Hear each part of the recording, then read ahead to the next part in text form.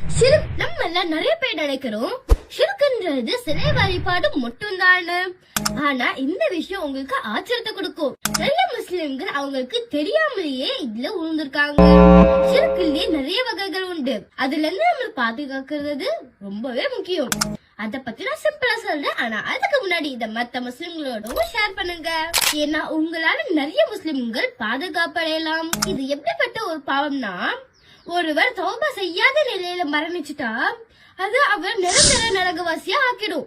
அதுக்கு பிறகு அவங்களால எப்பவுமே சொர்க்கத்துல நுழைய முடியாது. ஃபார் எக்ஸாம்பிள், கருப்பு பூனை குறுக்குல வர்றது, நைட்ல நெகோ வெட்டுறது, நைட்ல பெருக்கிறது, திரும்பி கிடக்கிறது, கையில கயிறு கட்டுறது, திஷ்டிக்கு பொட்டு வைக்கிறது, இந்த மாதிரியான விஷயங்கள்ல நம்பிக்கை வைக்கிறது. சோ இந்த மாதிரியான செயல்கள் செய்யறதையும் தடுக்கிறதையும் நம்மள பாதுகாக்கும் நம்புறது கூட ஷிர்க் தான். அல்லாஹ் சொல்றான், அவன் கொடுக்க நாடினதை யாராலையும் தடுக்க முடியாது.